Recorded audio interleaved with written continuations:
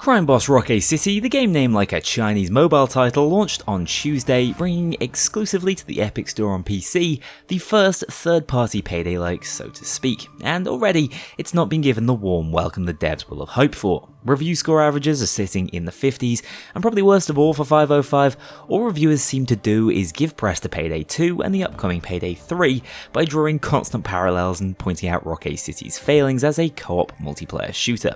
So, is it as bad as it seems? Yes, and no, from my experience with the game. Honestly, I'm so intrigued by what in-game studios have done with this game. I'm going to give it my all and come out with a complete game review in the coming days to weeks, but right now I just want to lay it all out there as Crime Boss Rock City is one of the strangest, most perplexing video games I've ever played that feels like it almost can't or shouldn't exist, and yet as it does, provides genuine enjoyment interspersed with hilarious bugs and really shaky gameplay. Just like all the other reviews, I'm not going to be able to avoid the occasional mention of Payday 2 or 3 during this video, so be warned, as Rock City strives to emulate that replayability, but has ended up as a grindfest with soul. These are my first impressions of the weirdest game of 2023.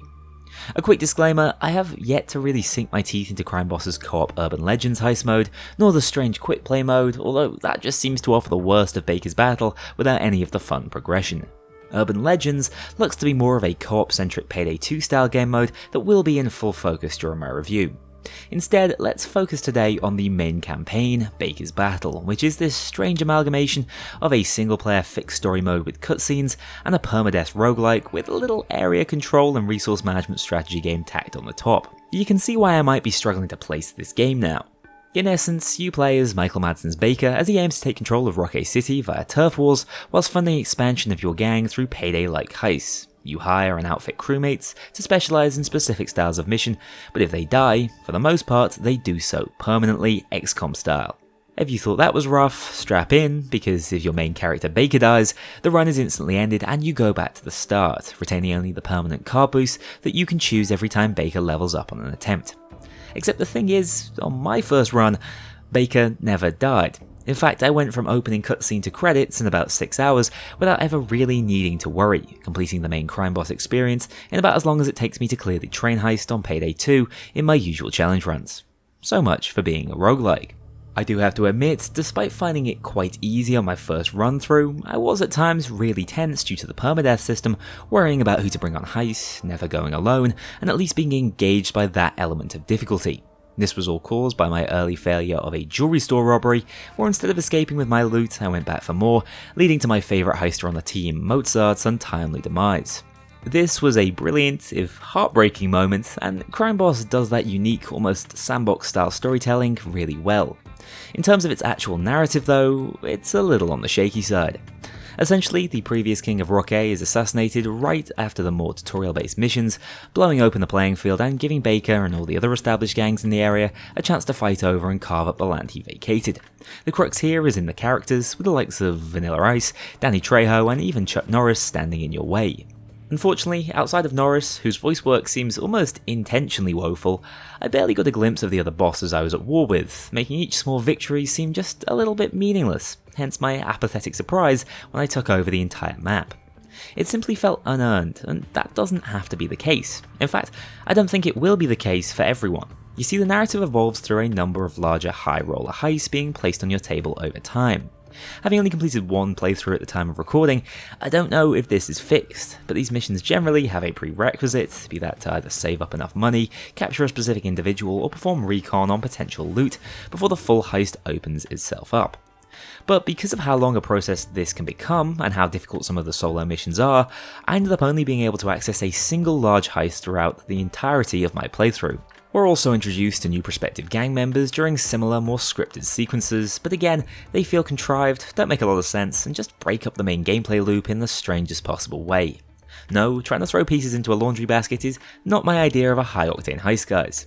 Speaking of the characters and cutscenes, I've already mentioned Chuck Norris, but the voice acting and script writing quality throughout the game varies from the absolutely brilliant to the outright psychotic. Some performances of the all-star cast feel really dialed in, whilst others give a ton of effort but sound so peculiar I'm not sure they were told to try and convey a human being.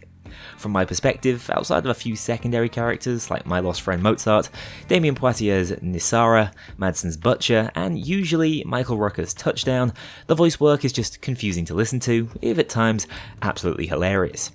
That's enough of the game's rather avant-garde style though, let's get down to brass tacks and talk about the actual gameplay.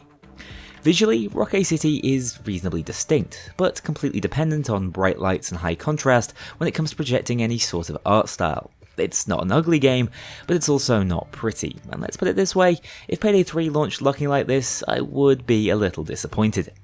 The core missions and heists themselves come in 3 main varieties: standard hits for cash and loot that tend to last between 2 and 10 minutes, turf wars which are scaled up pure combat sections versus rival gangs lasting between 1 and 3 minutes, and finally the large heists which seem to be 50-minute plus experiences with huge rewards for completion. Starting with the standard heists, these feel really satisfying and challenging to complete initially, as the mechanics of Rockay's stealth and loud gameplay are reasonably well refined, but quickly become tedious grind tools, taking place on the tiniest pool of maps you can imagine. The game is clever in that it varies things up enough on these heists to make it feel fresh at first, but after about an hour of playing the game and seeing this industrial setting about 12 times from different angles, I was no longer fooled by their tricks. There are about 6 frequently rolled maps, and the objective on almost every heist is to go find and rob some location to secure loot bags. They can dress it up as much as they want by calling it a police interception or an armoured vehicle hit, but at their core, the variation between each heist is seriously minimal. Not to mention, they all have very disappointingly tight mission areas, which honestly confuses the player more than simply having invisible walls like Payday 2. These heists should be the bread and butter of Crime Boss, but instead they're the molasses you get stuck in trying to level up your gang to take on the more fun and original content. Something similar can be said of Turf Wars. When on the offensive, you'll play as any one of many disposable thugs as you try to clear rival gang members and their captains off the map. It's fun to level up your gang and outrank the opposition, but this really is some of the most basic PvE content you can imagine, with a lot of AI set dressing to make it feel like a battle with some scope to it. When on the defensive, you'll play as Touchdown and basically wipe everything off the map with his overpowered LMG. The guy is a monster, and the defense Turf Wars were basically always a walk in the park. Finally, the large heists are where a game like this wins or loses, and whilst I like the planning and setup around them, from my experience, it's all for little payoff. Don't get me wrong, the rewards are great, but the actual experience of the yacht heist I went on was lackluster. I was easily able to clear most of the heist in stealth, and despite its much cooler setting, the objectives still generally boil down to go find loot and secure loot in bags. Compare that to Payday 2's yacht heist, which gives you actual direction and requires a little investigation. It's not looking great. When that's your only experience of a blockbuster-style heist in an entire fully completed run, it's hard to not be a little disappointed. I'm positive there are better, more in-depth heists in the game, but I can't tell you about them, and that has to be at least somewhat on the game and its strange pacing. Moving on to the more detailed, moment-to-moment gameplay on these heists, there is fun to be had here, as well as big improvements over Payday 2's systems. For example, loot bagging and securing is a more intuitive process in Crime Boss, and it's excellent that you can carry 2 bags at once in exchange for a movement penalty and weapon limitation. On top of that, the team AI is comparatively excellent, easily carrying loot, helping actively with objectives and pathing like human beings when aiming to revive you. The wheel for giving out commands is great, and I was happy to see that they could even help out in stealth by controlling civs and moving loot.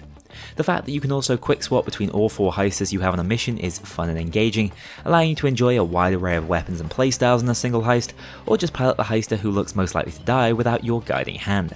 Additional features include the lockpicking minigame, which I could take or leave to be honest, and the 3 strikes system in stealth, which I actually found to be more limiting than Payday 2's already very fixed pager system to be honest. Maybe it will grow on me in multiplayer though.